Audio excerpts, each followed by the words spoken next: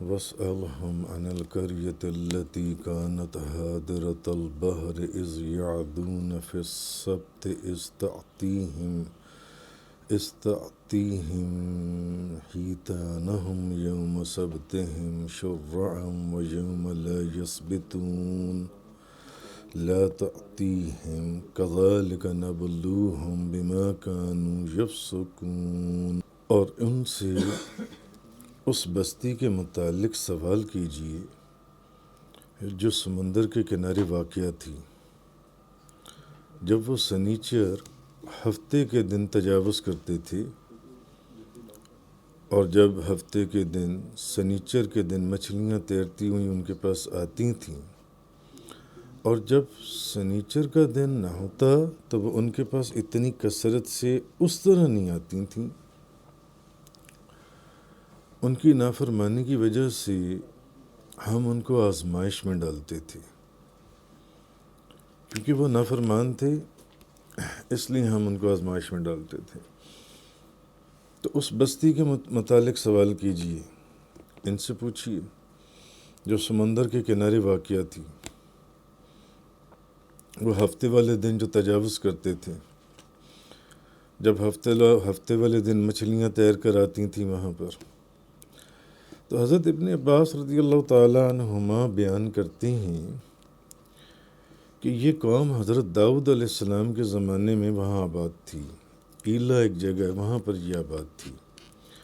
اور یہ شہر مدینہ منورہ اور شام کے درمیانی جو سمندری ساحل ہے، یہ شہر وہاں پر واقع تھا۔ اور اس جگہ سمندر میں سال کا ایک مہینہ ایسا تھا کہ اس میں بڑی مچھلیاں آتی تھیں، بڑی مچھلیاں آتی تھیں کہ پانی دکھائی نہیں دیتا تھا، اتنی مچھلی ہوتی تھی کہ پانی نظر نہیں آتا تھا، مچھلی ہی مچھلی نظر آتی تھی۔ آج بھی جو لوگ جغرافک چینل ڈسکوری وغیرہ دیکھتے ہیں ان کو معلوم ہے کہ بعض پرندے ایسے ہیں جو موسم کے حساب سے ٹریول کرتے ہیں، تو کسی خاص موسم میں کسی دنیا کے خاص علاقے میں ان کے لاکھوں جھنڈ اکٹھی ہو جاتی ہیں۔ اسی طرح یہ ایک سمندر کا نظام تھا کہ سمندر میں سال کے ایک مہینے میں اتنی مچھلیاں آتی تھیں کہ پانی دکھائی نہیں دیتا تھا اس جگہ کے اوپر جہاں پر وہ قوم آباد تھی۔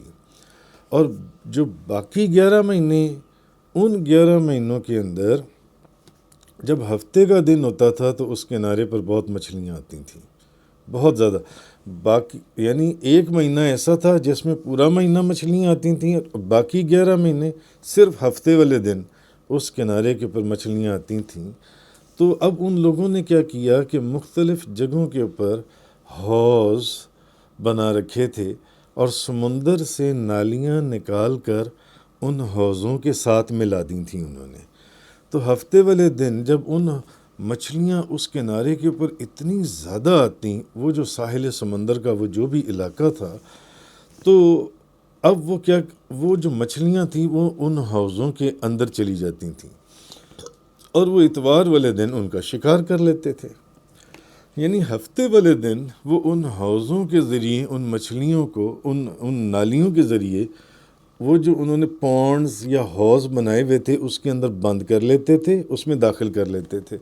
اور اتوار والے دن وہ اس کا شکار کر لیتے تھے۔ تو اصل میں ان کو منع کیا گیا تھا۔ تو اب بنی اسرائیل جو ہیں وہ ہفتے کے دن ان کا مچھلیوں کو حوضوں کے اندر بند کر لینا، یہ اصل میں ان کا حد سے زیادہ تجاوز کرنا تھا۔ یہ تھا وہ حد سے زیادہ تجاوز کرنا، جو وہ حد سے زیادہ بڑھتے تھے۔ تو وہ بڑے لمبے عرصے تک اس نافرمانی میں مشغول رہے۔ اللہ نے منع کیا تھا کہ اس دن شکار نہیں کرنا مچھلیوں کا، مگر وہ نسل در نسل ان کی اولاد اس میں ملوث رہی۔ اور خدا کا خوف رکھنے والے کچھ لوگ جن کے دلوں میں خدا کا خوف تھا وہ ان کو منع کرتے تھے۔ کچھ تو ان کو منع کرتے تھے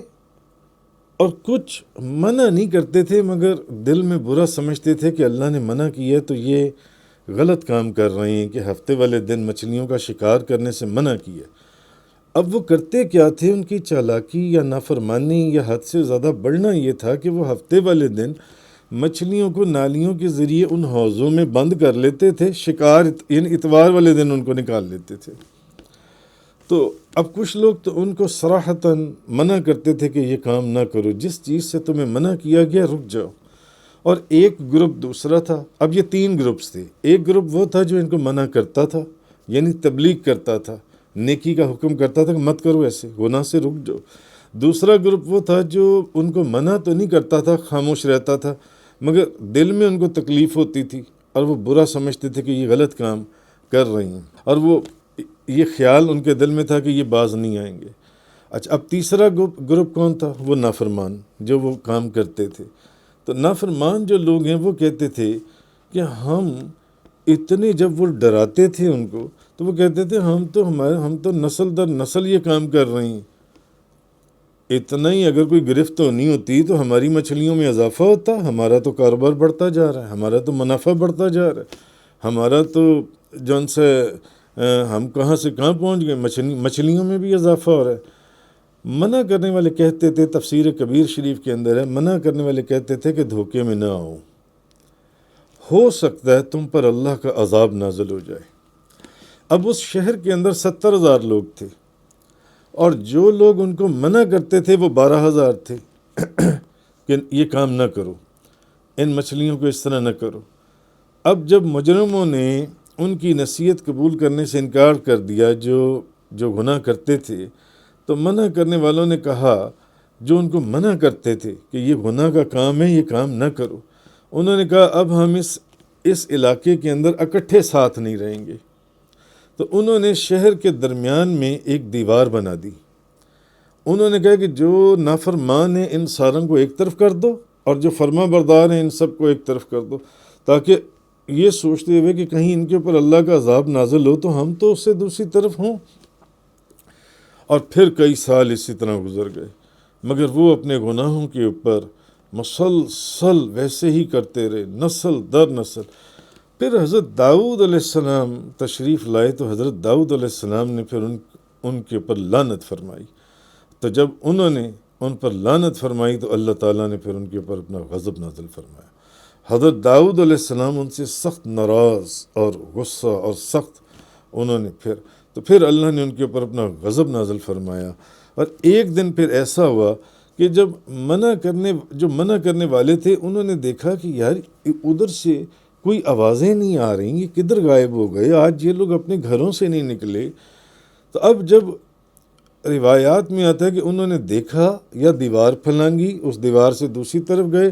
تو انہوں نے دیکھا کہ وہ تمام جتنی دنیا تھی وہ تمام لوگ بندر بن چکے ہوئے تھے سب۔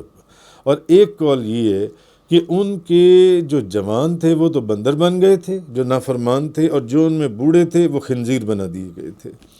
اچھا، وہ تو دوسروں کو پہچانتے تھے مگر دوسرے ان کو نہیں پہچانتے تھے، اور وہ 3 دن تک اسی حالت میں روتے رہے، اور پھر وہ تمام لوگ ہلاک کر دیے گئے، اور کوئی مسخ شدہ شخص 3 دن سے زیادہ نہیں رہا، اور نہ ان کی آگے نسل چلی۔ اچھا، اب اس واقعے کے اندر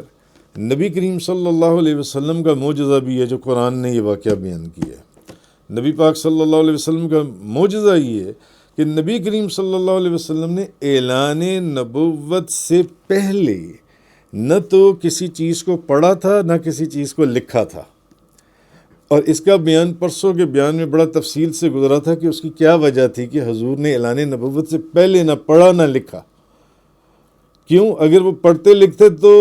جو مکہ مکرمہ کے اندر وہاں پر بھی نافرمان موجود تھے، انہوں نے کہنا تھا کہ یہ تو پہلے ہی مدرسوں میں پڑھے ہوئے ہیں یا یہ لکھنا جانتے تھے، تو انہوں نے تو یہ قرآن اسی طرح بنایا ہے جن سے۔ خیر، وہ ایک تفصیل علیحدہ تھی جو پرسوں گزر گئی۔ تو اب تو نہ حضور علماء کی مجلسوں میں بیٹھتے تھے اعلان نبوت سے پہلے، نہ کچھ انہوں نے لکھا نہ کچھ پڑھا، تو اس کے باوجود انہوں نے اس واقعے کو بیان کیا جو یہود کے علماء کے نزدیک مشہور واقعہ تھا اور معروف واقعہ تھا، اور ان کی کتابوں میں لکھا ہوا تھا۔ تو اس سے معلوم ہوا کہ نبی کریم صلی اللہ علیہ وسلم جو چیز بیان کر رہے ہیں وہ اللہ کی وحی ہے، تو کیسے حضور کو یہ بات پتہ چل گئی جو ان سی ہے کہ یہود کے اندر ایک ایسا معاملہ بھی ہوا تھا بنی اسرائیل کے اندر کہ ان کے لوگ جب نافرمانی کرتے تھے تو ان کو اس نافرمانی کی وجہ سے ان کو منع کیا گیا تھا کہ ہفتے والے دن شکار نہیں کرنا یا یہ کام نہیں کرنا، مگر وہ پھر بھی وہی کام کرتے تھے، ان کو بندر بنا دیا گیا۔ تو اس کے بعد اچھا، اب اگر کوئی بندہ یہ سوال کرے کہ ان کو ہفتے والے دن شکار کرنے سے منع کیا گیا تھا، تو پھر اس کی کیا وجہ ہے کہ سمندر والے دن سمندر میں ہفتے والے دن ہی زیادہ مچھلیاں آتی تھیں؟ تو اس کی وجہ جو علماء یا مفسرین نے کہی ہے، انہوں نے فرمایا یہ اللہ کی طرف سے ان کی ایک آزمائش تھی کہ جس چیز سے منع کیا گیا اب ذرا کہ ہفتے والے دن شکار نہیں کرنا، اور ادھر سے ہفتے والے دن مچھلیاں زیادہ آ گئیں، دیکھیں کہ جو میں نے کہا ہے اس کے اوپر عمل کرتے ہیں یا نہیں کرتے ہیں۔ تو وہ نافرمان تھے، تو جو کہا جاتا تھا وہ اس کے اوپر عمل نہیں کرتے تھے۔ تو اصل چیز یہ چیز تھی، اس آیہ کریمہ کے اندر یہ چیز بیان ہوئی۔ آگے فرمایا وَإِذْ قَالَتْ أُمَّةٌ مِّنْهُمْ لِمَ تَعِظُونَ قَوْمًا اللَّهُ مُهْلِكُهُمْ أَوْ مُعَذِّبُهُمْ عَذَابًا شَدِيدًا قَالُوا مَعْذِرَةً إِلَىٰ رَبِّكُمْ وَلَعَلَّهُمْ يَتَّقُونَ،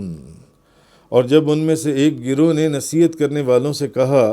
تم اپنے لوگوں کو کیوں نصیحت کرتے ہو؟ اب ان میں سے ایک گروہ نے کہا کہ تم اپنے لوگوں کو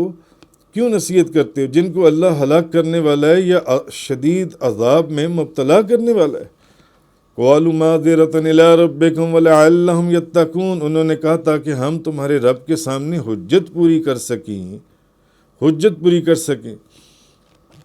شاید کہ یہ اللہ سے ڈر جائیں، اس لیے ہمیں ان کو تبلیغ کرنی ہے۔ ہمیں یہ نہیں مان رہے مگر ہم نے ان کو منع کرنا ہے کہ تم غلط کام کر رہے ہو، یہ غلط کام مت کرو۔ فَلَمَّا نَسُوا مَا ذُكِّرُوا بِهِ أَنجَيْنَا الَّذِينَ يَنْهَوْنَ عَنِ السُّوءِ وَأَخَذْنَا الَّذِينَ ظَلَمُوا بِعَذَابٍ بَئِيسٍ بِمَا كَانُوا يَفْسُقُونَ، اور جب انہوں نے ان باتوں کو بھلا دیا جن کی ان کو نصیحت کی گئی تھی تو ہم نے ان لوگوں کو نجات دے دی جو برائی سے روکتے تھے۔ ان لوگوں کو نجات دی، تین گروپ تھے نا، ایک تو نافرمانی کرتا تھا، دوسرا وہ تھا جو ان کو روکتا تھا، اور ایک وہ تھا جو نہ تو نافرمانی کرتا تھا اور نہ روکتا تھا، جو درمیان میں تھا اور خاموش تھا لیکن برا سمجھتا تھا کہ یہ کام برا کر رہی ہیں یہ لوگ، اور ظالموں کو بہت برے عذاب میں جگڑ لیا کیونکہ وہ نافرمانی کرتے تھے۔ اب اصل میں یہاں پر یہ چیز فرمائی گئی کہ اس آیہ کریمہ کے اندر کہ ہفتے والے دن مچھلیوں کے شکار کرنے نہ کرنے کے متعلق اس آبادی کے تین گروہ تھے، جیسا کہ میں نے آپ کو پہلے بیان کیا۔ ایک گروپ تو وہ تھا کہ جو اس نافرمانی کا ارتکاب کرتا تھا، اور دوسرا گروپ یہ وہ تھا جو نافرمانی تو وہ شکار تو نہیں کرتا تھا لیکن جو شکار کرنے والے اللہ کی حکم عدولی کرتے تھے ان کو منع بھی نہیں کرتا تھا۔ ایک تو وہ تھا نا کہ ایک شخص مثال ایک بندہ نماز نہیں پڑھ رہا، حکم ہے کہ نماز پڑھو، حدیث میں ہے کہ جو بندہ نماز نہ پڑھے اس کا نام جہنم کے دروازے کے اوپر لکھ دیا جاتا ہے۔ ایک بندہ دوسرا ہے جو دیکھ رہے کہ یہ بندہ نماز نہیں پڑھتا مگر اس کو کہتا نہیں ہے کہ تم نماز پڑھو، ہاں برا سمجھتا ہے۔ اور ایک بندہ وہ ہے جون سے تیسرا گروہ جو ان کو تبلیغ کرتا ہے کہ نہیں تمہیں نماز پڑھنی چاہیے۔ اب یہ تین گروہ تھے۔ تو اب دوسرے گروہ نے اس تیسرے گروہ کو کہا کہ بھئی تم کیوں اپنا سر کھپاتے ہو، جو خاموش رہتے تھے، جو بولتے نہیں تھے، بھئی ان کی تو ہلاکت مقدر ہو چکی ہے، انہیں سمجھانے سے کیا فائدہ، یہ نہیں مانیں گے۔ مگر جو نیک لوگ تھے جو ان کو منع کرتے تھے، نہ خود وہ کام کرتے تھے نہ ان کو کرنے سے بھی روکتے تھے کہ یہ کام نہ کرو، انہوں نے کہا نہیں، اس تبلیغ کے دو فائدے ہیں۔ ایک تو یہ کہ قیامت والے دن ہم بری ذمہ ہو جائیں گے کہ ہم نے ان تک یہ پیغام پہنچا دیا، اور دوسری بات یہ ہے کہ ہو سکتا ہے ہماری تبلیغ سے شاید ان میں سے کسی کا دل تبدیل ہو جائے اور اللہ کی نافرمانی سے فرما برداری کی طرف لوٹ آئے۔ تو جب ان کی نافرمانی بے انتہا حد سے تجاوز کر گئی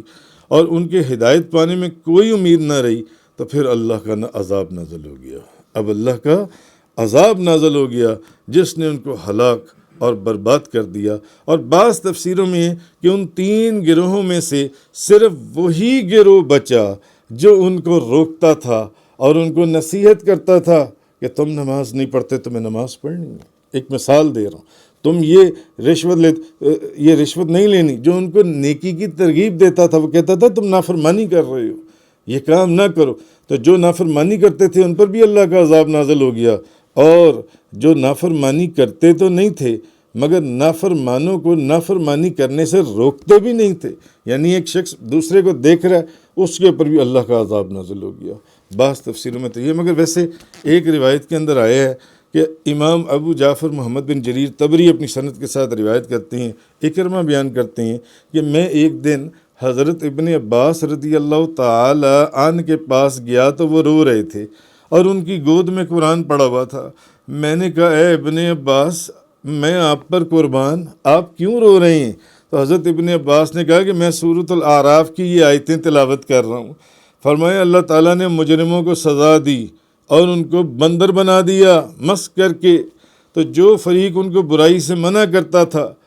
اس کا ذکر فرمایا کہ اس کو نجات دے دی، اور تیسرا فریق جو خاموش تھا اور اس کو منع نہیں کرتا تھا اس کا ذکر خدا نے نہیں کیا اس کے اندر۔ آیا ان کی نجات ہوئی یا نہیں ہوئی؟ تو حضرت ابن عباس رو رہے تھے، انہوں نے کہا کہ اور ہم بھی کئی کاموں کو برا سمجھتے ہیں لیکن منع نہیں کرتے۔ ہم کئی کام ایسے ہیں لوگوں کو دیکھتے ہیں وہ برا کام کرتے ہیں مگر ہم ان کو منع نہیں کرتے، ہم ان کو برا کاموں کو، تو جبکہ اس نے یہ کہا ہے کہ تم ان کو کیوں اچھا ہم ان کو منع نہیں کرتے۔ تو اب اکرمہ نے ان کو آگے سے پھر جواب دیا، انہوں نے کہا میں آپ پر قربان، کیا اس فریق نے ان کاموں کو برا نہیں سمجھا تھا؟ وہ ان کو برا سمجھتے تھے۔ تو جب اس نے یہ کہا تھا کہ تم ان کو کیوں منع کرتے ہو جبکہ تمہیں یقین ہے کہ وہ اللہ تعالیٰ کے عذاب میں مبتلا ہونے والے ہیں اور وہ ہلاک کر دیے جائیں گے، تو حضرت ابن عباس رضی اللہ تعالیٰ عنہ اس جواب سے خوش ہوئے اور انہوں نے 2 موٹی چادریں مجھے جو ان سے دینے کا حکم کیا جو ان سے۔ مگر ایک بات ہے، تو یہ 3 گروہ تھے، ایک وہ جو نافرمان تھا، دوسرا وہ جو فرما بردار تھا، اور ایک درمیان میں تھا۔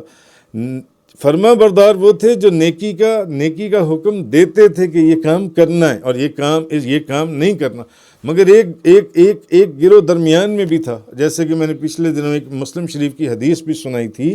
کہ اللہ تعالیٰ نے ایک بستی کی طرف عذاب نازل کیا کہ اس بستی کو الٹا دو، جبریل اس بستی کو الٹا دو، یا فرشتوں کو کہا یا حضرت جبریل علیہ السلام اس بستی کو الٹا دو اور اس کے اوپر عذاب نازل کر دو۔ تو انہوں نے جبریل علیہ السلام نے کہا کہ یا اللہ، اس بستی یا اس شہر کے اندر ایک بندہ ایسا ہے جس نے کبھی تیری کوئی نافرمانی نہیں کی، جو بس اکیلا بیٹھ کر اللہ اللہ اللہ یعنی تیرا ذکر کرتا رہتا ہے، تیری عبادت کرتا رہتا ہے۔ جس بستی کے اوپر تو مجھے کہہ رہا ہے کہ میں اس کے اوپر عذاب نازل کر دوں، اس بستی کو الٹا دوں، اس کو ہلاک کر دوں، اس کو ختم کر دوں، یا اللہ اس شہر میں ایک بندہ ایسا ہے، اس بستی میں ایک بندہ ایسا ہے، وہ تیرا نافرمان نہیں ہے، وہ تو بس تیرا ذکر کرتا رہتا ہے، اس نے ساری زندگی ایک بھی تیری۔ اللہ پاک نے فرمایا جبریل اس کے اوپر بھی یہ عذاب نازل کر دو، اس کو بھی ہلاک کر دو، اس کے اندر اس نے میری نافرمانی نہیں کی، مگر کیا کبھی اس نے نافرمانوں کو میری نافرمانی کرنے سے روکا؟ پھر وہی مثال کہ کوئی بندہ نماز نہیں پڑھتا تو کیا آپ نے اس کو کہا تم نماز نہیں پڑھتے؟ کوئی بندہ رشوت لیتا ہے تو کیا آپ نے اس کو منع کیا کہ تم رشوت نہیں لیتے؟ بلکہ آپ اس کے ساتھ ہنستے رہے، کھیلتے رہے، بیٹھ کر باتیں کرتے رہے، کھاتے پیتے رہے۔ تو خیر یہ ایک مثال تھی اس چیز کی۔ آگے اللہ تبارک و تعالیٰ نے فرمایا فَلَمَّا عَتَوْا عَمَّا نَهُوا عَنْهُ قُلْنَا لَهُمْ كُونُوا قِرَدَةً خَاسِئِينَ، پھر جب انہوں نے اس چیز سے سرکشی کی جس سے ان کو روکا گیا تھا تو ہم نے ان سے کہا تم ذلیل بندر بن جاؤ۔ اب یہ قرآن ہے، تم ذلیل بندر بن جاؤ، ہم نے انہیں کہا۔ آیت نمبر 166۔ اچھا، اب اس میں بھی اختلاف ہے کہ جن لوگوں کو مسخ کر کے بندر بنایا گیا تھا، مفسرین نے اس میں اختلاف فرمایا اور اپنے اپنے دلائل دیے اور اپنی اپنی احادیث بیان کی کہ جو موجودہ بندر ہیں جو آج آپ کو جنگلوں میں یا چڑیا گھر میں نظر آتے ہیں، یہ انہی کی نسل سے ہیں یا وہ اسی وقت ہلاک ہو گئے تھے جن لوگوں کو بندر بنا دیا گیا تھا فقط اللہ کی نافرمانی کے اوپر؟ یا تو وہ ختم ہو گئے تھے یا پھر جو آج بندر ہیں یہ ان کی اولاد میں سے ہیں جن سے اب اس میں مفسرین، محققین، محدثین ان کے پھر مختلف اقوال، مختلف احادیث ہیں کہ آیا یہ بندر انہی کی اولاد میں سے ہیں یا وہ اسی وقت ہلاک ہو گئے تھے اور ان کی نسل منقطع ہو گئی تھی۔ تو اس کی تفصیل بڑی لمبی ہے، مگر میں آپ کو اس کے اندر صرف مسلم شریف کی ایک حدیث سنا دیتا ہوں، اس سے آپ کو ساری بات کا کرکس معلوم ہو جائے گا۔ حضرت عبداللہ بن مسعود رضی اللہ تعالی عنہ بیان کرتے ہیں کہ ایک شخص نے عرض کیا، یا رسول اللہ، کیا بندر اور خنزیر مسخ شدہ لوگ ہیں؟